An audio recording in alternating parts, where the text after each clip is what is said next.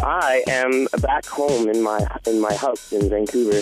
Oh, Yay. very nice. And a nice place to be coming off the Olympics. We saw you there at the closing ceremonies. What was that like to perform in front of that many people at such a big event? Sweaty.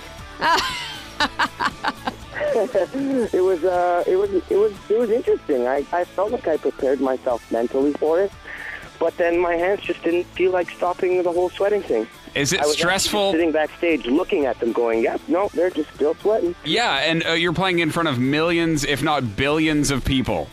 3 billion. 3 billion people, Last I heard. Is that a total mind F or what? Yeah, it is. It really kind of is. And I actually had to, afford the time to prepare myself for it, get into the psychological aspect of it. Because if you don't, and you kind of don't, go in with that confidence that's sort of required for a task like that, you can, really take yourself out. Well, we hope you're not too psyched out for the big show March 23rd here at the Save on Foods Memorial Centre. We're really looking forward to it. You guys are no strangers to Victoria. We know that you've rolled through town quite a few times. What's your favorite thing to do while you're here, Jacob? In Victoria? Yeah. Weave hemp clothing.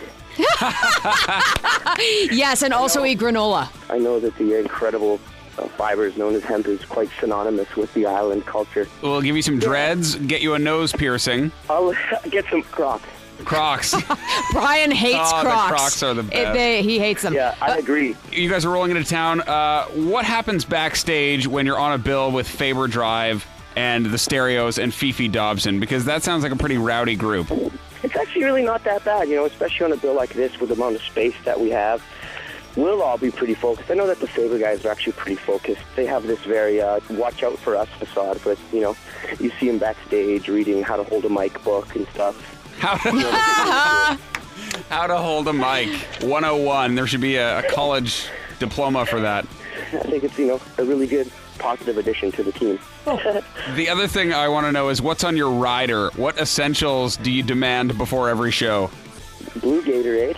Ooh. Only the blue. Chocolate-covered gummy bears. Wow, I didn't even know those existed. Yeah, that is fancy. Where That's can we get new. those? Yeah, real. Sweet Factory. You know what the Sweet Factory is, right? Okay, and they have the chocolate gummy bears? Chocolate-covered gummy bears. And also instant oatmeal. Peaches and cream. Peaches and cream flavor. Yeah. Interesting.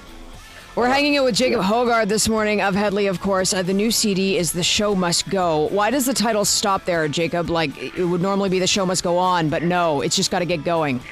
Well, that's actually a really loaded question. I hope When we were coming up with this record, I spent a lot of time in this crazy little studio all by myself, going through some pretty serious life changes, actually. And part of all of that was realizing in myself, what types of personality aspects were kind of hindering me more than helping. And I think a large part of that was the whole balancing act of, the performer side of your life and then the actual real human being side of your life, which can oftentimes sort of begin to mingle with each other and blend in. And that's not always as helpful as I thought it would be. So, it's really important to kind of realize where the show starts and ends. And so a lot makes any sense to you guys at all? Yeah, absolutely. Yeah, absolutely. So, and is a lot of that reflected in this CD for you? Yeah, I mean, maybe in a bit more of a roundabout way. I think it's a bit more ambiguous in times as far as song content versus title content. But it definitely has a lot to do with a lot of the themes in the music and a lot of, the personal struggles that sort of work themselves out musically this time around. And I think fans like that duality of you guys. You've got the loud, ruckus, fun party songs, and then you've got the quieter songs like the new single "Perfect" with the great piano intro, which is just gorgeous, by the way.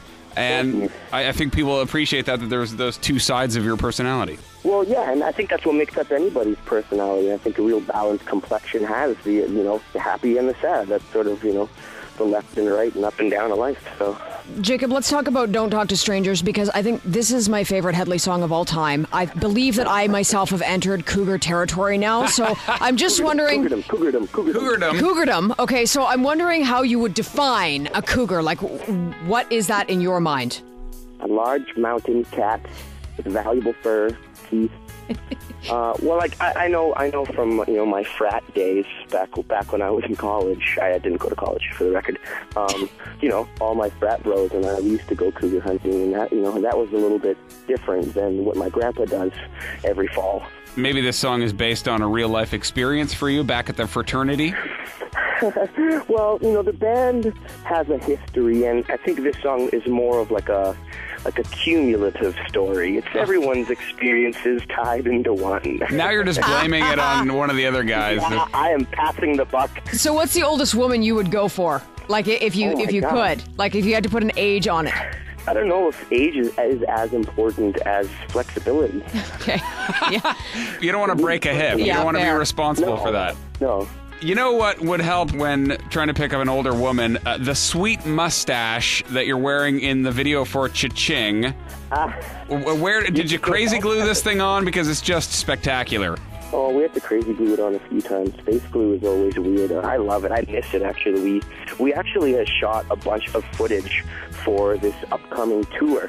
We have like a full video intro that we made and put actually a lot of time into it. And then we had to get some more mustaches for that. We couldn't find the one I used in the Cha-Ching video, but the tour intro video has a very similar aesthetic to the look and feel costume-wise. It's some pretty interesting footage that we managed to put together and edit into some sort of cohesive introduction.